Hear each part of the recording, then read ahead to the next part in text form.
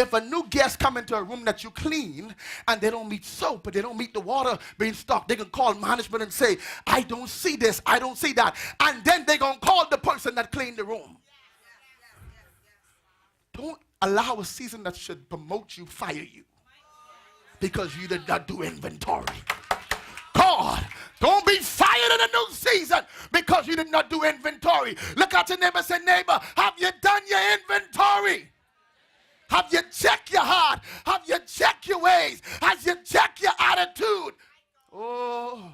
Oh, they ain't like me down through here, because some of us get more attitude than the altitude. And I come to tell 5 of you today, if you're going into a new season, you got to drop some stuff. You got to drop some places. You got to drop some people, because you can't enter a new season carrying old ways. You can't. Don't run your new season because you failed to do housekeeping. Your new season will not use the towels of your past, the shirt of your unbelief, and the hang-ups in your closet. We want this new season to be lay down in the bed that has not been made up. And you wonder why we always repeat cycle. We are laying down in the same mess.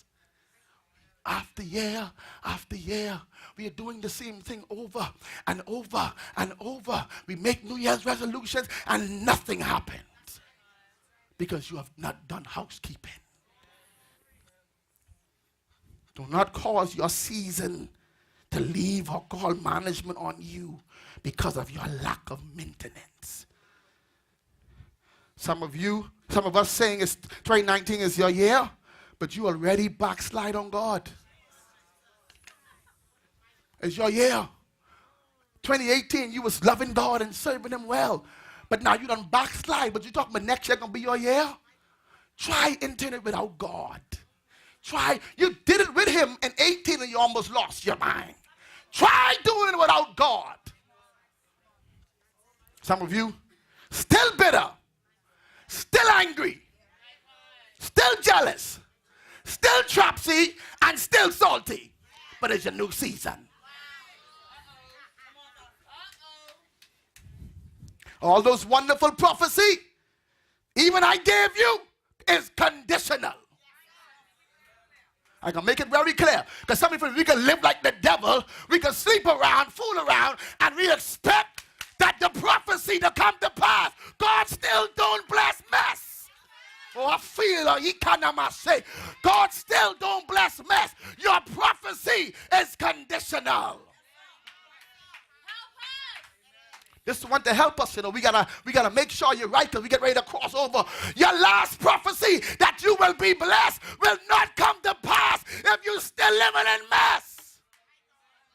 They ain't come for this today. They come to say, we getting ready to cross over. Oh, yes, you're getting ready, but I gotta prepare your hearts and I gotta prepare your spirit. It's time to do inventory of our hearts and repent. We, all of us, we got, look at your neighbor and say, we got to repent. God told me, Glenn, you have babied them long enough, and I have put up with it long enough. I have babied it long enough, and he has put up with it long enough. He is shifting now. I can help you all out now. There was a season where God was allowing a lot of stuff in all of us. And God said, I'll allow you to go and walk like that. I allow you to talk like that. I allow you to live like that.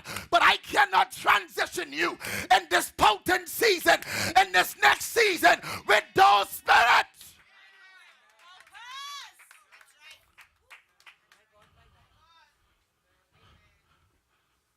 It'll not be a good season for you if you don't know God. Watch this now. God said, you got to work on some stuff, Glenn. We only light our altars when we're on fire. I would then get it. We only light the altars of our heart when we're on fire. But simply means when you're going through the heat of life, then you remember to worship. God ain't got time to play anymore.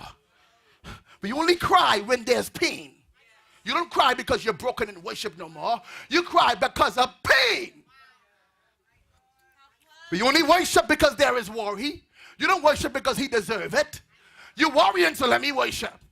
What happened to just worshiping God because he is God? What happened to just lifting your hands and saying, God, you're mighty.